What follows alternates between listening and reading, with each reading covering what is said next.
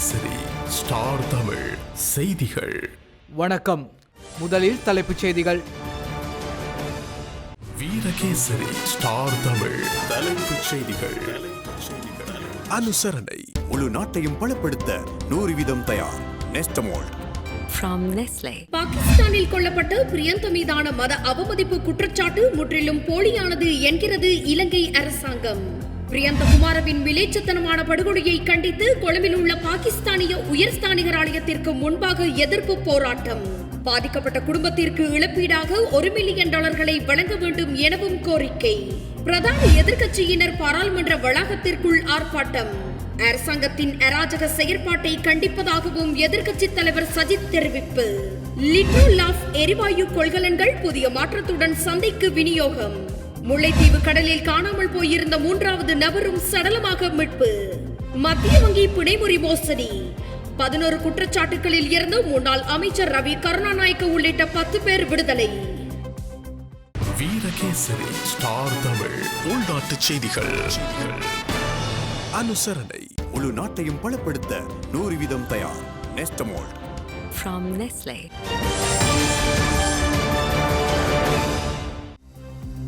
பாகிஸ்தான் சியல்கோட் நகரில் கொலை செய்யப்பட்ட பிரியந்தகுமார மதம் ஒன்றை அவமதிக்கும் வகையில் கருத்து வெளியிட்டதாக தெரிவிக்கப்படுவது முற்றிலும் உண்மைக்கு புறம்பானதாகும் என்று வெளிவிவகார அமைச்சர் பேராசிரியர் GL பீரிஸ் தெரிவித்தார்.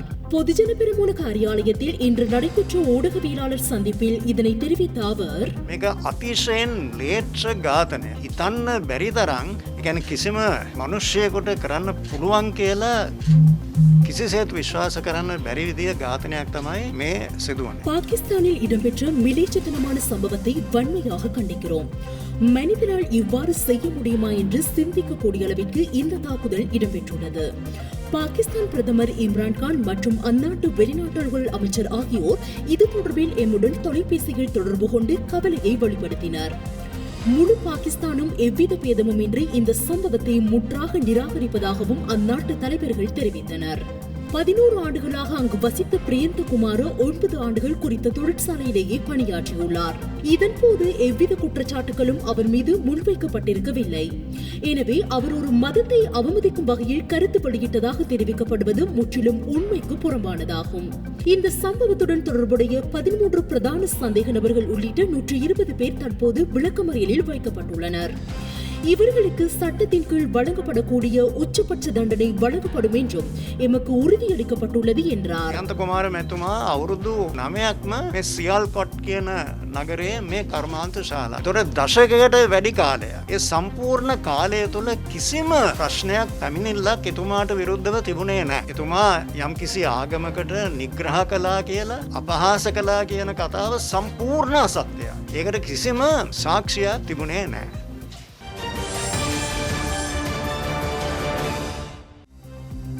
பாகிஸ்தான் சியல்கோட் நகரில் இலங்கை பிரஜையொருவர் மிக மோசமாக எரித்து கொலை செய்யப்பட்ட சம்பவத்திற்கு எதிர்ப்பு தெரிவித்து சிங்களே தேசிய ஐக்கிய கூட்டமைப்பின் ஏற்பாட்டில் கொழும்பில் உள்ள பாகிஸ்தானிய உயர்ஸ்தானிகர் ஆலயத்திற்கு முன்பாக அமைதியான முறையில் போராட்டம் ஒன்று இன்று முன்னெடுக்கப்பட்டது.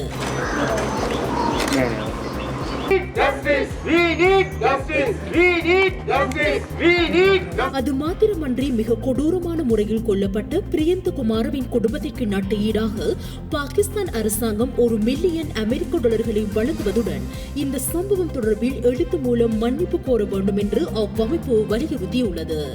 பிரியந்தகுமார மிக மோசமாக படுகொலை செய்யப்பட்ட சம்பவம் மிகுந்த அதிர்ச்சியையும் அதிருப்தியையும் அளித்திருக்கும் நிலையில் இந்த சம்பவம் தொடர்பில் பாகிஸ்தான் பிரதமர் இம்ரான்கான் எழுத்து மூலம் மன்னிப்பு கோர வேண்டும் என்று வலியுறுத்தி சிங்களே தேசிய ஐக்கிய கூட்டமைப்பினால் பாகிஸ்தான் உயர்ஸ்தானிகர் ஆலய அதிகாரிகளிடம் கடிதம் ஒன்றும் கையளிக்கப்பட்டுள்ளது.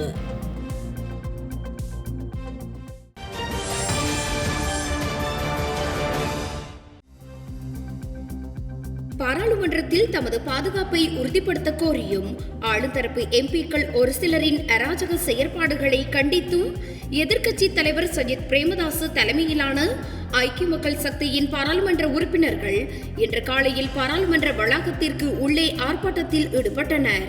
கடந்த வெள்ளிக்கிழமை நடைபெற்ற வரவு செலவு திட்டத்தின் பாதுகாப்பு அமைச்சுக்கான ஒதுக்கீடுகள் தொடர்பான விவாதத்தின் போது எதிர்க்கட்சி உறுப்பினர் மனுஷ நாணயக்காரவுக்கு உரையாற்றுவதற்காக மேலதிக நேரத்தை வழங்காமை தொடர்பில் சபையில் சர்ச்சை ஏற்பட்டிருந்தது.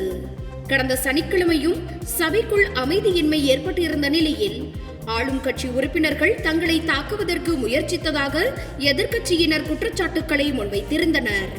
இந்நிலையில் தமது பாதுகாப்பை உறுதிப்படுத்தும் வரையில் சபை நடவடிக்கைகளில் கலந்து கொள்ளாதிருக்க தீர்மானித்த அவர்கள் இன்றைய தினம் பாராளுமன்றம் கூடிய போது பாராளுமன்றத்திற்கு முன்னால் ஆர்ப்பாட்டத்தில் ஈடுபட்டனர். இதுகுறித்து எதிர்க்கட்சி தலைவர் சஜித் பிரேமதாச கூறுகையில், භීතිය ක්‍රියාත්මක කරන්නට ආණ්ඩුවේ මැති ඇමතිවරු තමන්ගේ බහුතරය උපයෝගී කරගෙන අපේ හඬ නිහඬ කරන්නට ලොකු උත්සාහයක් ලොකු වෑයමක් දරනවා. பாராளுமன்ற ஜனநாயகத்தை முழுமையாக நசுக்கும் விதமாக அரசாங்கத்தின் செயற்பாடுகள் அமைந்துள்ளன. எதிர்க்கட்சியினரை தாக்கவும் அவர்களுக்கு அச்சுறுத்தல் விடுக்கவுமே அரசாங்கம் செயல்படுகின்றது. இது பாராளுமன்ற ஜனநாயகத்தினை பாதுகாக்கும் செயற்பாடு அல்ல. எனவே இதனை நாம் வன்மையாக கண்டிக்கின்றோம் என்றார். මහජන මන්ත්‍රීවරුන්ගේ ප්‍රජාතන්ත්‍රවාදී අයිතියක් සුරකින්නට සමගි ජන බලවේගය අද නායකත්වය ගන්නවා කියන එක ප්‍රකාශ කර සිටිනවා.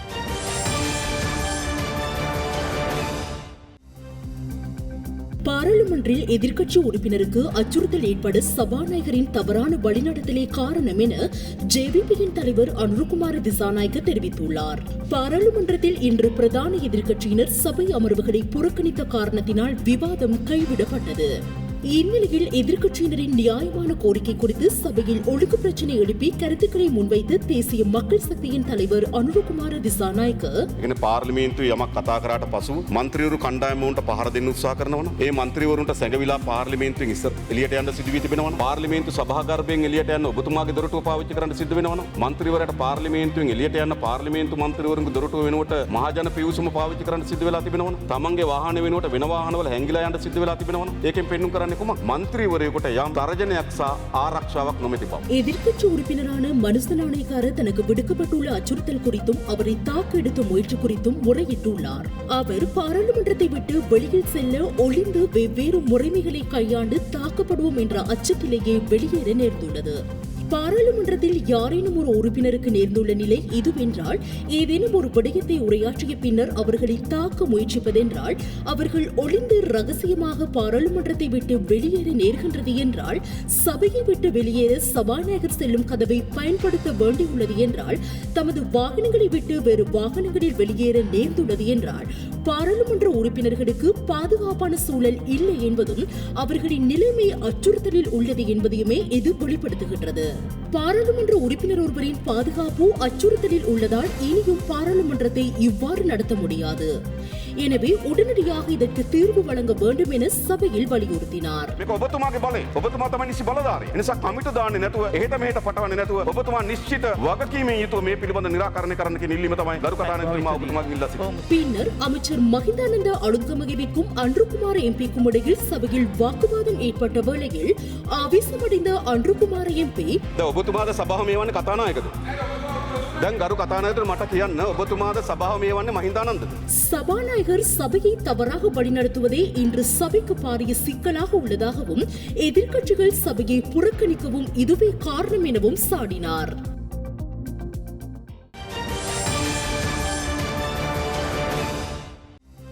நுகர்வோர் விவகார அதிகார சபையின் வழிகாட்டல்களுக்கு அமைய சமையல் எரிவாயு கொள்கலன்களை மீண்டும் சந்தைக்கு விநியோகிக்க லிட்ரோ மற்றும் லாஃப் எரிவாயு நிறுவனங்கள் நடவடிக்கை எடுத்துள்ளன. அதற்கமைய புதிய லிட்ரோ கொள்கலன்களை அடையாளம் காண்பதற்காக அந்நிறுவனத்தின் எரிவாயு கொள்கலன்களில் வெள்ளை பின்னணியில் சிவப்பு நிறத்திலான லிட்ரோ நிறுவனத்தின் லட்சினை கொண்ட பொலித்தீன் சீல் வைக்கப்பட்டுள்ளது. அவ்வாறே புதிய லாஃப் எரிவாயு கொள்கலன்களில் மஞ்சள் நிற பின்னணியில் நீல நிற லட்சணை கொண்ட பொலித்தீன் சீல் வைக்கப்பட்டுள்ளதாக நுகர்வோர் விவகார அதிகார சபை தெரிவித்துள்ளது.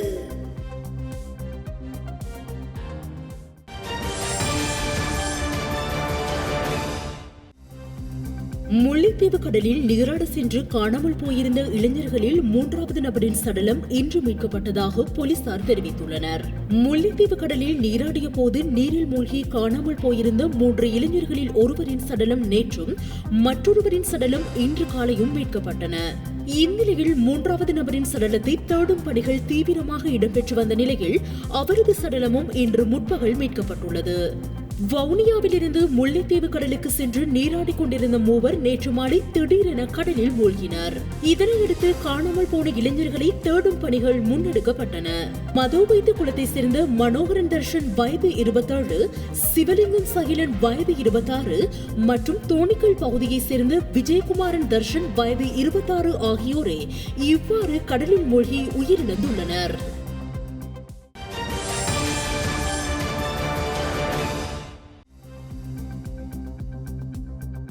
மத்திய வங்கி பிணை மோசடி நடவடிக்கை விவகாரத்தில் முன்னாள் நிதியமைச்சர் ரவி கருணாநாயக்க உள்ளிட்ட 10 பேருக்கு எதிராக தொடரப்பட்ட வழக்கில் 11 குற்றச்சாட்டுகளில் இருந்து அவர்கள் அனைவரும் விடுதலை செய்யப்பட்டுள்ளனர். குறித்த வழக்கு இன்று கொழும்பு மேல் நீதிமன்ற விசேட தீர்ப்பாயம் முன்னிலையில் விசாரணைக்கு வந்தபோது இந்த உத்தரவு பிறப்பிக்கப்பட்டுள்ளது.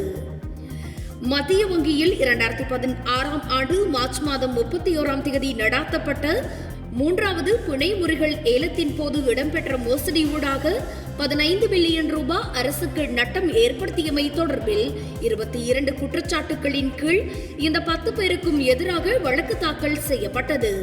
இந்நிலையிலேயே அதில் 11 குற்றச்சாட்டுகளில் இருந்து அவர்கள் அனைவரையும் கொழும்பு மேல் நீதிமன்றத்தின் சிறப்பு தீர்ப்பாயம் இன்று விடுதலை செய்ததாக அறிவித்தது. பிரதிவாதிகள் வெளிநாடு செல்ல தடை விதிக்கப்பட்ட நிலையில் அவர்களது கடவுச்சீட்டுகள் முடக்கப்பட்டுள்ளன. இதேபடி அவர்கள் மீதான எஞ்சிய குற்றச்சாட்டுகளை தொடர்வதா அல்லது வழக்கை வாபஸ் பெறுவதா திருத்துவதா என்பது தொடர்பில் தீர்மானிக்க ஜனவரி 26ஆம் தேதி மேலதிக விசாரணைகள் மேற்கொள்ளப்படும் என நீதிமன்றம் அறிவித்துள்ளது.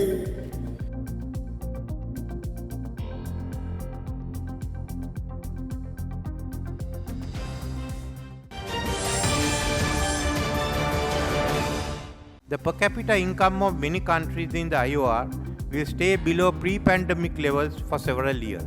அதிக கடன் சுமை கொண்டு இந்து சமுத்திர பிராந்திய நாடுகளுக்காக சர்வதேச நாணய நிதியத்துடன் பேச்சுவார்த்தைகளை முன்னெடுப்பது தொடர்பில் அவதானம் செலுத்த வேண்டும் என்று ஐக்கிய தேசிய கட்சியின் தலைவர் முன்னாள் பிரதமர் ரணில் விக்ரமசிங்கே தெரிவித்துள்ளார்.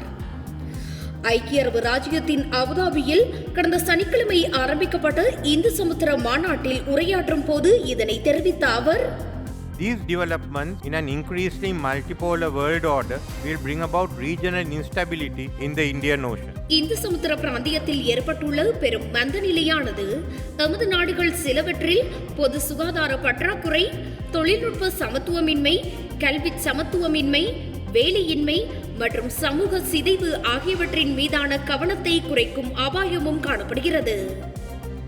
உலகளாவிய ரீதியிலும் தேசிய அளவிலும் தொற்று நோயை குறைப்பதற்கான பொதுவான நிகழ்ச்சி நிரலில் ஒருமித்த நிலைப்பாட்டை எட்டுவதற்கு ஐநா பொதுச்சபை COVID-19 தொடர்பில் தொடர்ந்தும் விவாதிக்க வேண்டும். அதிக கடன் சுமை கொண்ட பிராந்திய நாடுகளுக்காக சர்வதேச நாணய நிதியத்துடன் பேச்சுவார்த்தைகளை முன்னெடுக்க வேண்டும் என்றார்.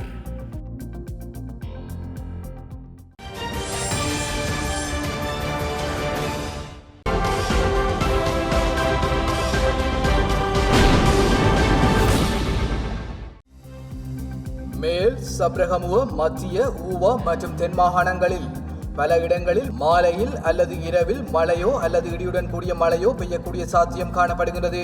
இந்த பிரதேசங்களில் சில இடங்களில் 75 மில்லிமீட்டருக்கும் அதிகமான ஓரளவு பலத்த மழை வீழ்ச்சி பதிவாகும் என வளிமண்டலவியல் திணைக்களம் எதிர்ப்பு கூறியுள்ளது. வடமேல் மற்றும் வடமத்திய மாகாணங்களிலும் வவுனியா மற்றும் மன்னார் மாவட்டங்களிலும் சில இடங்களில் மழையோ அல்லது இடியுடன் கூடிய மழையோ பெய்யக்கூடிய சாத்தியம் காணப்படுகின்றது. நாட்டின் ஏனைய பிரதேசங்களில் பிரதானமாக சீரான வானிலை நிலவும் என எதிர்பார்க்கப்படுகின்றது. மேல் சப்ரகமுவ, மத்திய மற்றும் ஊவா மாகாணங்களில் சில இடங்களில் காலை வேளையில் பனிமூட்டமான நிலை காணப்படும் என எதிர்பார்க்கப்படுகின்றது. இடியுடன் கூடிய மழை பெய்யும் வேளைகளில் அப்பிரதேசங்களில் தற்காலிகமாக பலத்த காற்றும் வீசக்கூடும். மின்னல் தாக்கங்களினால் ஏற்படக்கூடிய பாதிப்புகளை குறைத்துக் கொள்ள தேவையான முன்னெச்சரிக்கை நடவடிக்கைகளை எடுத்துக் கொள்ளுமாறு பொதுமக்கள் அறிவுறுத்தப்படுகின்றார்கள். நாட்டை சூழ உள்ள கடற்பரப்புகளில் காற்றானது மாறுபட்ட திசைகளிலிருந்து வீசக்கூடுவதுடன் காற்றின் வேகமானது மணித்தியாலத்திற்கு 10 முதல் 25 கிலோமீட்டர் வரை காணப்படும். இடைவேளையின் பின்னர் செய்திகள் தொடரும். செய்திகள் தொடர்கின்றன.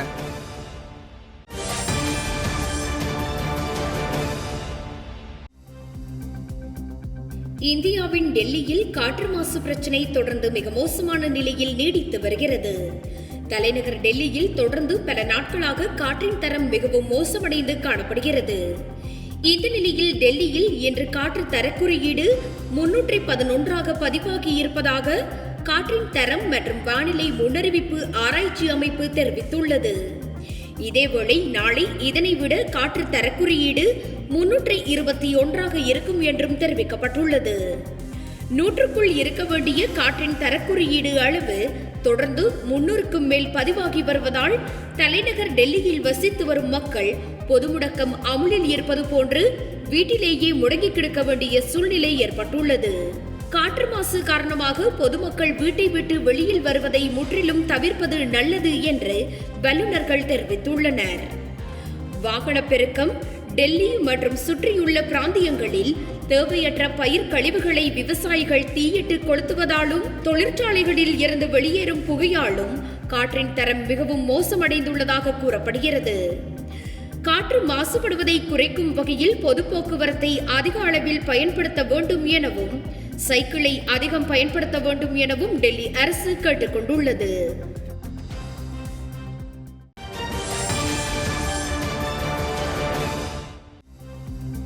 இங்கிலாந்து உட்பட மொத்தம் 30க்கும் மேற்பட்ட நாடுகளுக்கு ஒமிக்ரான் பரவியுள்ளது.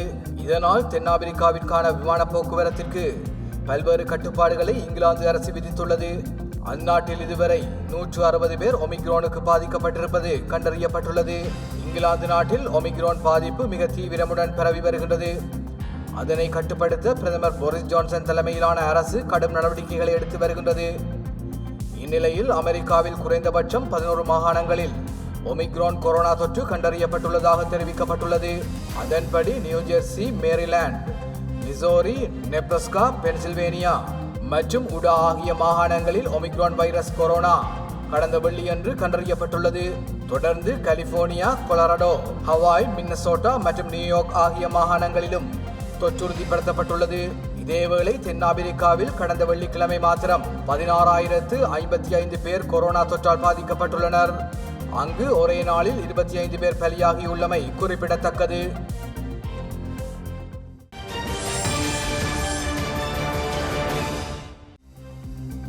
இந்தியாவின் வடகிழக்கு மாகாணமான நாகாலாந்தில் பாதுகாப்பு படையினர் மேற்கொண்ட துப்பாக்கிச் சூட்டில் 13 பொதுமக்கள் உட்பட 14 பேர் உயிரிழந்துள்ளனர். நாகாலாந்தின் மோன் மாவட்டத்தில் சனிக்கிழமை மாலை இந்த சம்பவம் இடம்பெற்றுள்ளது. மோன் மாவட்டத்தில் தீவிரவாதிகளின் நடமாட்டம் உள்ளதாக வந்த தகவலை அடுத்து பாதுகாப்பு படையினர் கடும் சோதனையில் ஈடுபட்டனர்.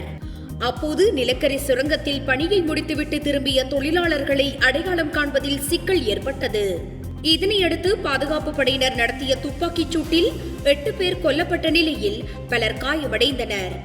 இதை அறிந்து ஆத்திரமுற்ற அப்பகுதி மக்கள் பாதுகாப்பு படையினர் மீது தாக்குதல் நடத்தியதுடன் அவர்களின் வாகனங்களையும் தீயிட்டு கொளுத்தியுள்ளனர். இந்த மோதலில் உள்ளூர் மக்கள் 5 பேரும் வீரர் ஒருவரும் உயிரிழந்ததாக தகவல்கள் வெளியாகியுள்ளன. இந்நிலையில் தீவிரவாதிகளின் நடமாட்டம் பற்றி கிடைத்த நம்பகமான தகவலின் அடிப்படையிலேயே இந்த நடவடிக்கை எடுக்க திட்டமிடப்பட்டதாகவும் அங்கு நிகழ்ந்த சம்பவம் வருத்தம் அளிப்பதாகவும் ராணுவம் தெரிவித்துள்ளது.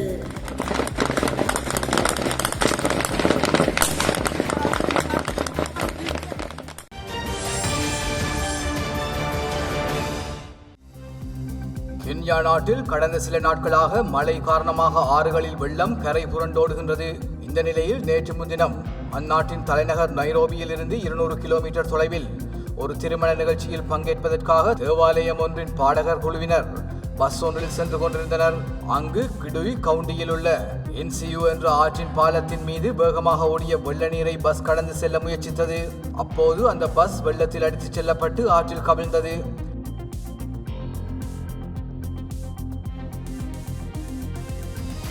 இது குறித்து தகவல் அறிந்ததும் மீட்பு படையினரும் போலீசாரும் விரைந்து வந்து மீட்பு பணியில் ஈடுபட்டனர். இந்த கோர விபத்தில் 32 பேர் பலியானதாக முதல் கட்ட தகவல்கள் கூறுகின்றன. அவர்களில் 4 பேர் குழந்தைகள், 12 பேர் மட்டுமே பத்திரமாக மீட்கப்பட்டுள்ளனர். திருமண நிகழ்ச்சியில் கலந்து கொள்ள சென்ற போது விபத்தில் சிக்கி தேவாலய பாடகர் குழுவினர் 23 பேர் பலியான சம்பவம் அங்கு பெரும் துயரத்தையும் சோகத்தையும் ஏற்படுத்தியுள்ளது.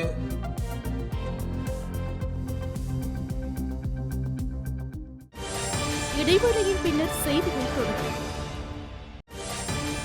செய்திகள் தொடர்கின்றன.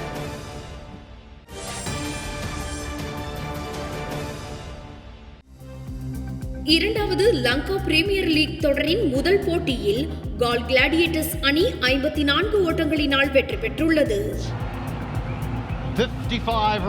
கொழும்பு ஆர் பிரேமதாச விளையாட்டரங்கில் நடைபெற்ற இந்த போட்டியில் நடப்பு சாம்பியனான ஜஃப்னா கிங்ஸ் அணியும் கால் கிளாடியேட்டர்ஸ் அணியும் பல பரீட்சை நடாத்தின. இந்த போட்டியின் நாணய சுழற்சியில் வெற்றி பெற்ற ஜஃப்னா கிங்ஸ் அணி களத்தடுப்பில் ஈடுபட தீர்மானித்தது. இதற்கமைய முதலில் துடுப்பெடுத்தாட களமிறங்கிய கால் கிளாடியேட்டர்ஸ் அணி நிர்ணயிக்கப்பட்ட 20 ஓவர்கள் நிறைவில் 7 விக்கெட்டுகளை இழந்து 164 ஓட்டங்களை பெற்றுக் கொண்டது. இதனைத் தொடர்ந்து 165 என்ற வெற்றி இலக்கினை நோக்கி துடுப்பெடுத்தாட களமிறங்கிய ஜஃப்னா கிங்ஸ் அணி 18.4 ஓவர்கள் நிறைவில் சகல விக்கெட்டுகளையும் இழந்து 110 ஓட்டங்களை பெற்று 54 ஓட்டங்களினால் தோல்வியடைந்துள்ளது.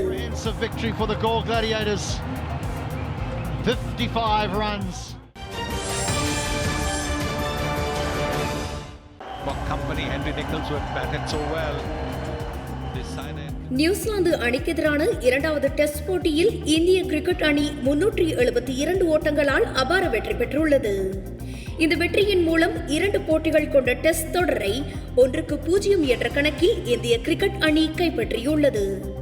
இந்த வெற்றியானது இந்திய கிரிக்கெட் டெஸ்ட் வரலாற்றில் இந்திய அணி பதிவு செய்த மிகப்பெரிய ஓட்ட வெற்றியாகும். மும்பை மைதானத்தில் கடந்த 3ஆம் தேதி ஆரம்பமான இப்போட்டியில் நாணய சுழற்சியில் வெற்றி பெற்ற இந்திய அணி முதலில் துடுப்பெடுத்தாட தீர்மானித்தது. இதன்படி முதலில் துடுப்பெடுத்தாடிய இந்திய கிரிக்கெட் அணி முதல் இன்னிங்ஸிற்காக 325 ஓட்டங்களை பெற்றுக் கொண்டது. நியூசிலாந்து கிரிக்கெட் அணியின் பந்துவீச்சில் அஜாஸ் பட்டேல் 10 விக்கெட்டுகளை வீழ்த்தி வரலாற்று சாதனை படைத்தார். டெஸ்ட் கிரிக்கெட்டில் ஒரே இன்னிங்ஸில் 10 விக்கெட்டுகளை வீழ்த்திய 3வது வீரர் என்ற பெருமையை அவர் பெற்றார். இதனைத் தொடர்ந்து பதிலுக்கு முதல் இன்னிங்ஸை தொடங்கிய நியூசிலாந்து அணி 62 ஓட்டங்களுக்குள் சுருண்டது.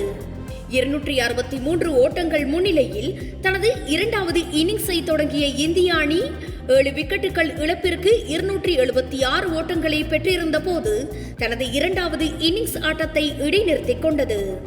இதற்கமைய 540 ஓட்டங்கள் என்ற வெற்றி இலக்கை நோக்கி பதிலுக்கு களமிறங்கிய நியூசிலாந்து அணி 167 ஓட்டங்களுக்குள் சுருண்டது. இதனால் இந்திய அணி 372 ஓட்டங்களால் அபார வெற்றி பெற்றது. இப்போட்டியின் ஆட்டநாயகனாக மயங்க் அகர்வால் தேர்வு செய்யப்பட்டார். அதேபோல் அஸ்வின் தொடரின் நாயகனாக தேர்வு செய்யப்பட்டார்.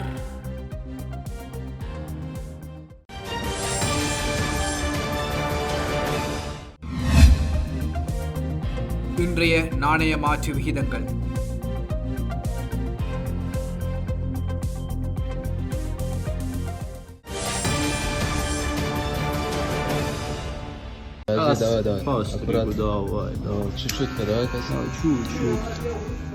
விலங்குகளின் அழகான மற்றும் சுவாரஸ்யமான வீடியோக்கள் பொதுவாக இணையத்தில் வைரலாகுவது உண்டு. அந்த வகையில் குரங்கு ஒன்றின் வீடியோ ஒன்று தற்பொழுது இணையத்தில் வைரலாகி வருகின்றது.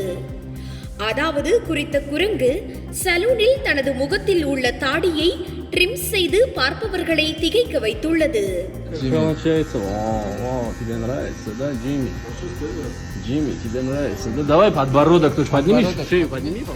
குரங்கு கண்ணாடியின் முன் நாற்காலியில் அமர்ந்திருக்க சலூனில் இருந்த ஊழியர் முதலில் குரங்கின் முகத்தில் உள்ள முடியை சீவினார். பின்னர் ட்ரிம்மரை பயன்படுத்தி ட்ரிம் செய்ய தொடங்கினார். அந்த குரங்கும் பொறுமையாக அமர்ந்திருந்து தனது முகத்தை ஊழியருக்கு ஏற்றவாறு மனிதனை போன்று அசைத்து கொடுக்கிறது. இந்த வீடியோ தற்பொழுது பலரின் கவனத்தை ஈர்த்து வருகிறது.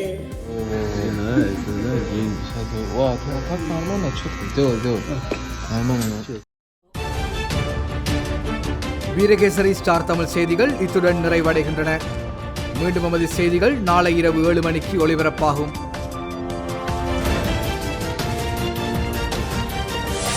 வீரகேசரி ஸ்டார் தமிழ் செய்திகள்.